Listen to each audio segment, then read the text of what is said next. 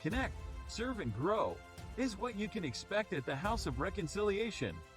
Leadership, community, education, wellness, and participation is part of our plan for your spiritual growth and success. Family and faith is a core value for the House of Reconciliation, working to help people find their purpose. Want to make an impact in the kingdom? Ready to tap into your future? Yeah, well, it'll do you like that water hair. Yeah, hair. You know, I mean, about 12. You know, he was due. Yeah, we good. We good. Good afternoon, and thank you all, and welcome in. We're here at the Greenwood campus. Thank you at 210 Pansy Road, Hodges, South Carolina. Thank all of those that are from Calhoun Falls, Abbeville, Lawrence, Clinton, Cornick, 96, and Donaldson. Thank you all for being a part of what we do, and to those that are here for in-service, and of course, those that are with us from the Greenville campus, and of course, our virtual campus. Thank God for all of you. Thank you for your financial support, how it is coming in a time like this, even with inflation. We thank you for your support to the ministry as we try to get a location in the Greenville area. We're there, but we're in a temporary building, so we appreciate all of you. Those are our virtual members as well that are contributing, and to all of our global connections and international global connections. We do appreciate it. Just some quick house cleaning things that we're going to do this coming Sunday, October the 16th. I will be with Joy the Lord Ministry. It is over in the Berea area. You can look them up on social media. I will be their speaker there at 10 a.m. on Sunday morning. I will still be at the Greenville campus at 8 a.m. We have Community College Day and Pre-Halloween Day. That will be October the 22nd here at the Greenwood campus. That would be from 11 a.m. until 2 p.m. There will be fun and games and activity for the kids. It is also for the community. So please don't hesitate to invite or post or hashtag your friends that it is open to the public. We're going to try to do a couple things with the colleges. I think one of them is Erskine, Piedmont Tech, Lander, also Newberry College, as well as Presbyterian College. We've invited them and their college students to come by. So we have free food as long as it lasts. So it's first come, first served. So you can't come and get 8 plates. You have to come and get yours and enjoy the time. So we appreciate that. That will be Community College and Pre-Halloween Day, October the 22nd from 11 a.m. until 2 p.m. We do have coming up the scholarship luncheon that will be at the Hilton on Haywood Road in Greenville.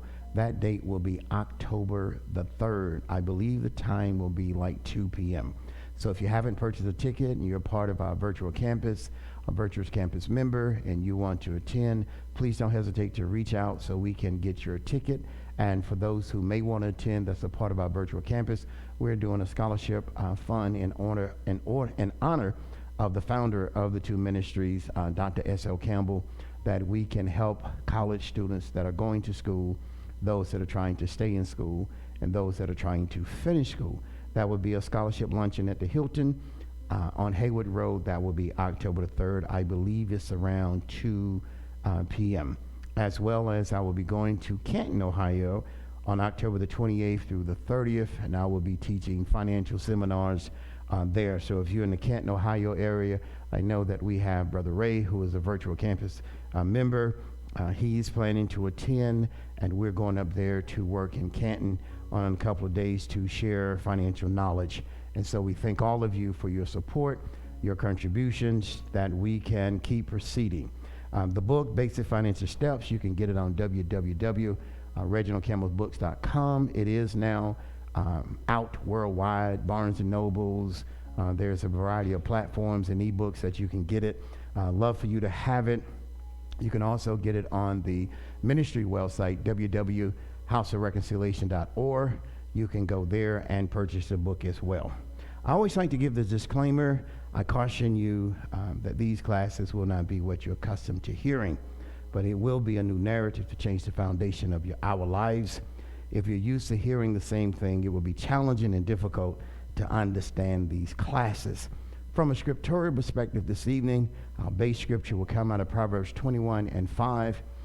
the English Standard Version, as well as Ecclesiastes, the 7th chapter, verses 11 and 12.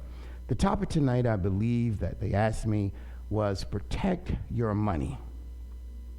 And so I begin with, what's your plan? That comes out of Proverbs 21:5 in the English Standard Version. The plans of the diligent lead surely to an abundance. And so one of the words I'm going to deal with this evening is diligent. And we're going to move a little bit closer to understanding the importance of the evolution of your budget. The evolution of your budget. And I've talked to quite a few people. I am considering doing a budgeting, conversation, but it won't be something that'll be broadcast. It'll be something that you'll have to register for and actually give the inside schematics of the book that will cause the your finances to do it. And here's just one of the things that would be in the class is embodying using multiple streams of income to elevate your budget. As you erase lines, if you don't have the streams of income and not developing the streams of income, it will almost be impossible to go from where you are to where you need to be. So here's the goal. If I'm considering it, hadn't made up my mind yet, I'll let you know if there's a level of registration for it. It's not something that I will openly teach. It will be something that you have to be willing to invest in yourself. And if there's no desire to invest in yourself, then there's no desire for me to extend myself to give you something that you're not going to use. That's just the truth. Finances to me is a gift, it's an ability, it's from education, it's from going and getting new knowledge and dealing with new universities to understand how to navigate in this middle of growing inflation. I had some statistical data with me earlier, but I didn't bring it out about what's the real inflation on grocery, on gas, and on housing. And so if you don't know those things, and even if you know them, you have to know how to navigate around them. But if you have nothing working for you, then there's nothing you can do about that situation. Because this is what I will teach. From good to better, from better to great, and from great to wealth. And that is in the book, but if you don't understand the formulas and know how to work them, then you just have a book in your hand. Proverbs 21:5, the plans of the diligent. And that would mean a person who is willing to embrace something that many people don't want to have anything to do with, and that is having and putting together a real budget. Now, I have a template that I was going to give out, and of course, I forgot it. Well, I have it. I just didn't have time to copy it. I had to deal with a level of distractions. But here in Ecclesiastes 7 and 11, verses 11 and 12, and I want you to gather this. It says, wisdom is good with an inheritance.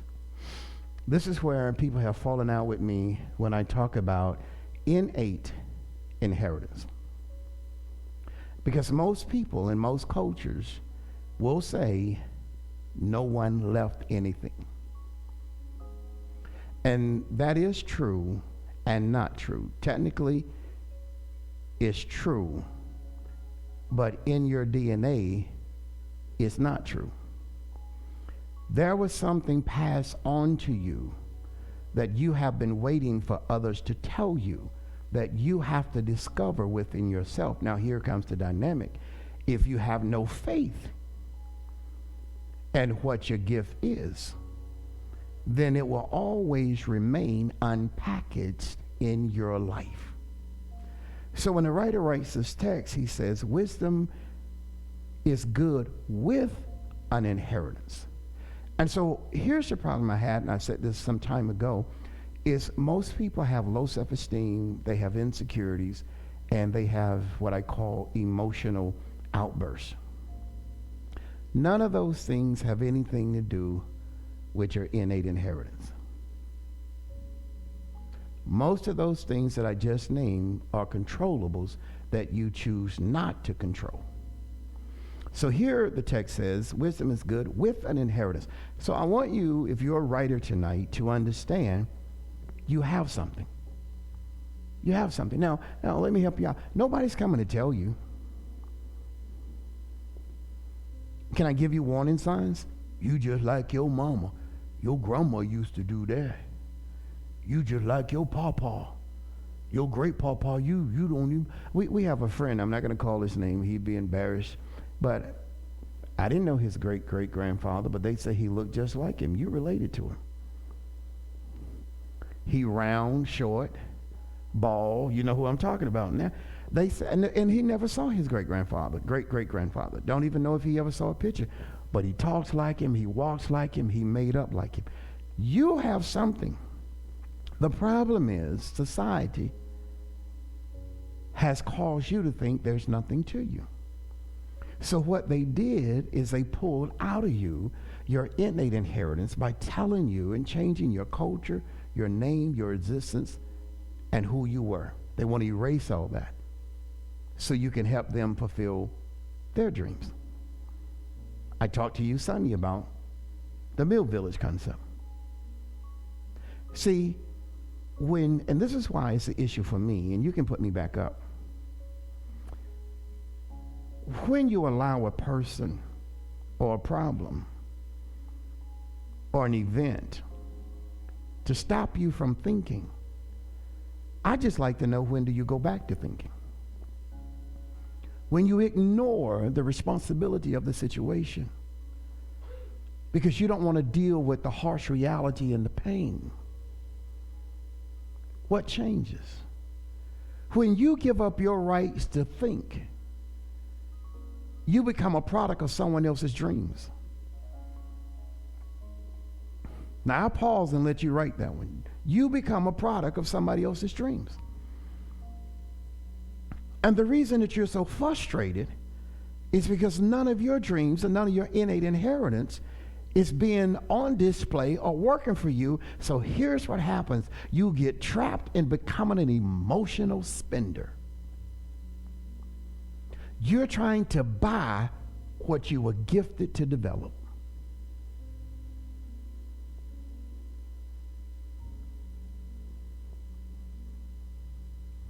Here's what it says: an advantage to those who see the sun. Who sees the light? I spoke with people, did quite a few services over the weekend, and people say, I've been on my job 47 years. I worked. You work to sit there, be old, tired, and everything you got is is outdated, but you work so hard to be out of touch and out of time. Because here's what the majority teaches you. Your assignment in life is to spend money, and my assignment in life is to receive it. It doesn't teach you how to make money, but it tells you to spend money to feel good about yourself. And the more stuff you have, the better you should feel, and it should give you a status quo. But I want to ask you one specific question from people who deal with finances. How much is it worth now that you own it? Can you get 25% more than what you paid for it?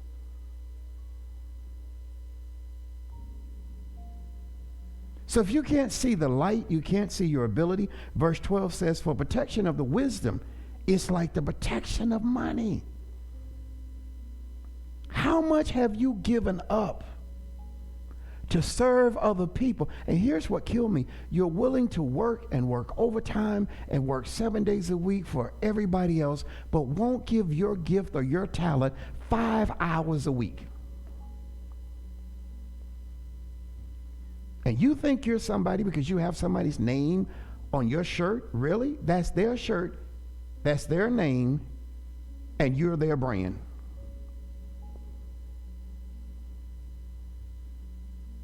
Because I've got to have this, and I got to have that, and this make me look good, and I've got some Versace glasses, and I've got this, and I've got this, and I've got... No, go back and try to sell it. See what you get for it.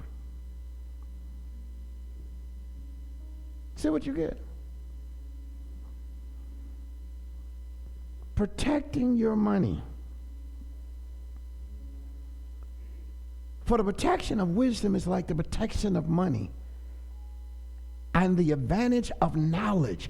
Most people spending money don't have any knowledge. When you're just constantly spending money, you're an emotional, out of control. You're a train with no brakes. You're a plane with no navigation.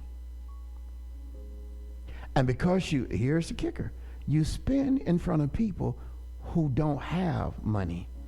And you have a little bit of money. But wealthy people look at you like you're a fool.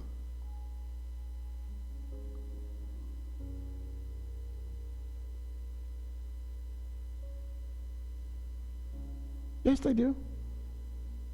Look it up. Google it. Look at the wealthy and see what they do. Most of them drive just medium economical brand automobiles. I know a man right now, 60 million deep in cash. That's not including any of his other inventory. And he drives a Dodge Caravan from the 90s. And somebody ticked him off one day, and he said, I could buy this whole community with one swift of writing a check.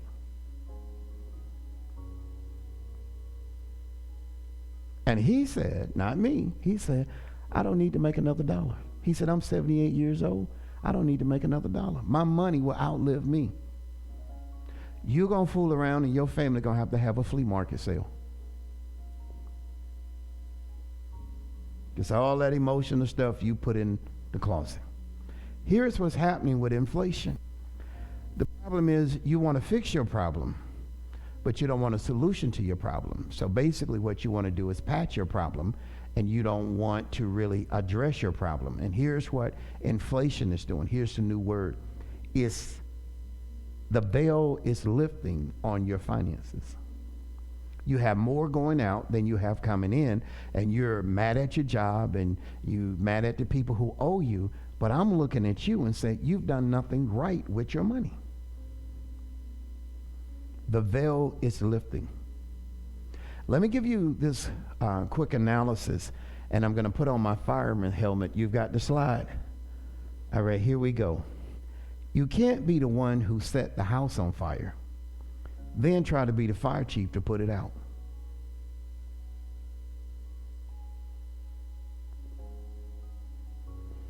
I'll say it again. You can't be the one who set the house on fire, then try to be the fire chief to put it out. And then not only do you try to be the fire chief, then you want to be the investigator to see what happens. And you know the whole time you were the culprit. You know why? Because you had a bad day. You went from being 25, 27, 35, 41, 43. You went from being educated, and you went back to being a 6-year-old emotional kid. This is one of the reasons people hate this word, budget and budgeting. And how does your budget evolve? One is your budget built for inflation.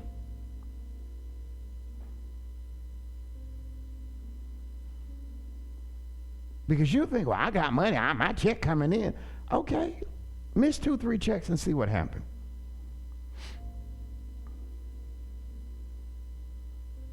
I'm going to ask you this question, and you can come in. Are you growing or mowing down your finances? Are you growing them? It's very tough to grow and spend. Do you have my other one? You know, because see, some of y'all are like this when I try to share information. You're emotional spenders. I can't say, I see you laughing under your mouth. You're emotional spenders. You know what that is, don't you? You know the real name of it too, don't you? You know, I know there's some church folk listening. Yeah. But that's how most people are. Stubborn, stuck, emotional, because you couldn't get your way. And this is why, and you can put me back up now, this is why if I am going to show you how to develop multiple streams of income and elevate your budget, I don't want none of them in my class. If you know more about it than I do, then you should be teaching the class.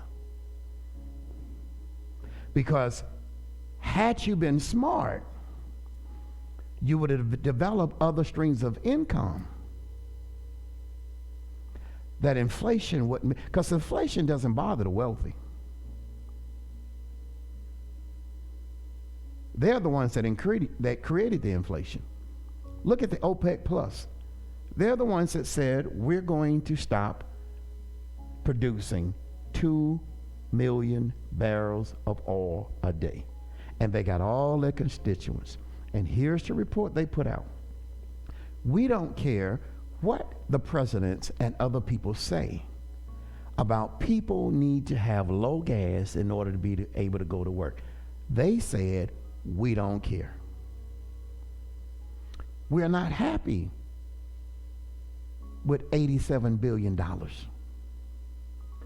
We want all of your money. No, we correct that. We don't want all of your money. We want 99% of your money. Ask me what's the difference. We're going to leave you 1% to struggle with, and we're going to take the other 99. That is the village concept. Because here's what people are not doing. Number one, they're not owning their day. When you get up and you got a swipe card, credit card, debit card, use a swiper. You don't check your balance. You're in the store, oh, I got it, let me get it. You just gave your seeds away. Own your day.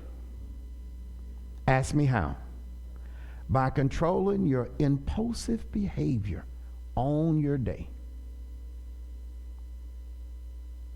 I recommend, and I thank you for the slide, I recommend that you go back to the old days. I know nobody want to go back there.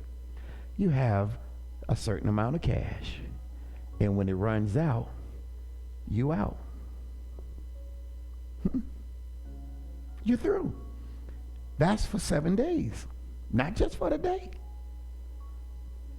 See, here's what, put the card back up. Let me teach you a little insight for those who may want to consider being a part of my class. The reason they gave you that, you see those cards? Because, there was a time you couldn't get a card. I remember when they cut my card up, so ain't nobody tell me how bad it is. You know why they give you that? Because you can't keep track of it. It's easy to swipe. As long as you hear ding. Then they tell, don't worry about it. We give you overdraft. We only charge you $35 for your overdraft, but go ahead and spend. Because even if when you get it later, we're going to take hours before you get yours. Yes.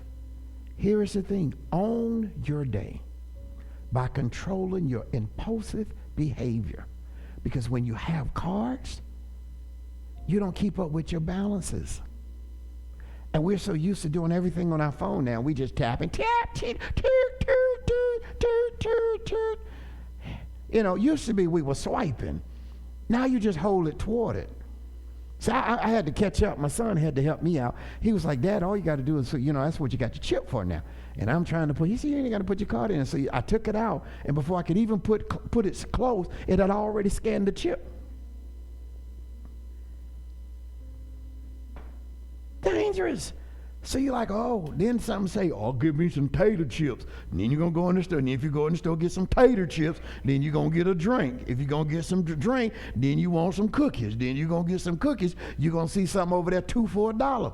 You went to get $10 worth of gas and came out of the store, $40 in the hole. Y'all know what I'm talking? I know you know. You take a drink, Papa, swipe. I got your grandson, you with Papa.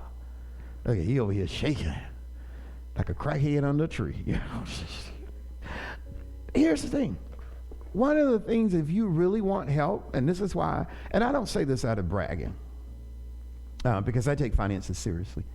I don't say this out of bragging, but there's no need of being in my class if you're not going to tame what I can't tame. Because many people, financial issue is psychological.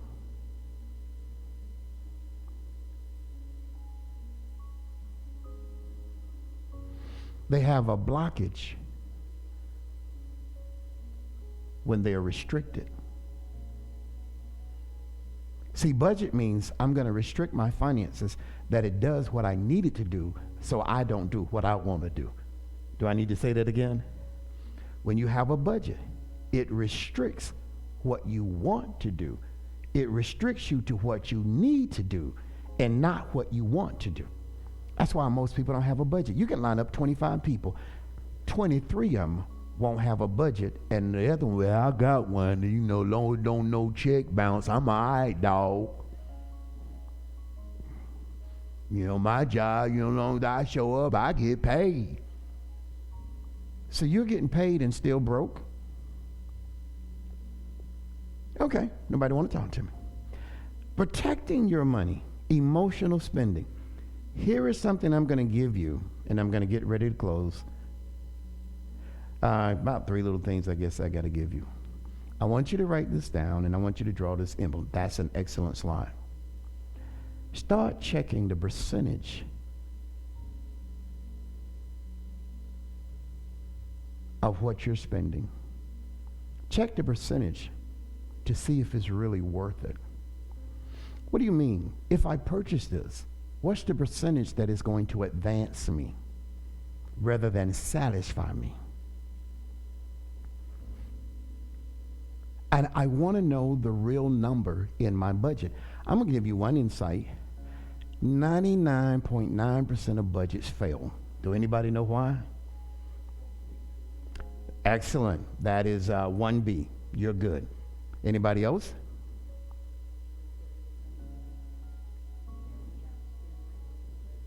You're right. That is AC. You know what's wrong with most people's budget? It's 2 things. They base it off their gross. You will never balance your budget basing it off of your gross. Your budget needs to start out the top line. What's your net?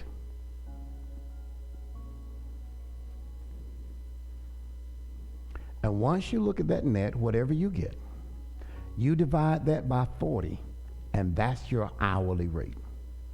If your budget to say you're making $800, and that's an emotional trap. You're not making $800. You're probably making $585.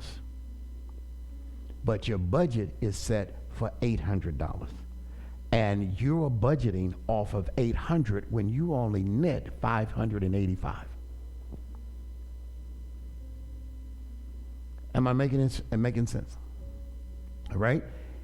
Here is the reason budgeting is critical. You can't protect what you don't know.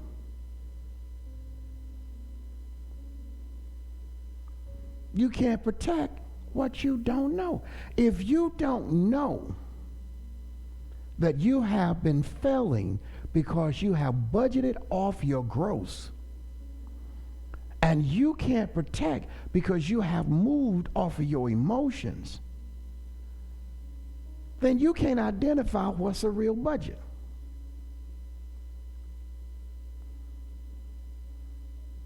So I'll leave you with this. What I want to share with you in this thing that I'm considering doing, the same thing I'm taking to Canton, is the evolution of your budget. What does that mean? Real simple. How does my budget fit the times that I live in? Because some people have an old budget, and their budget does not have enough flexibility, and you don't know how to erase and keep the same line items in your budget. I'll tell you what. Thank you for listening. We'll talk soon.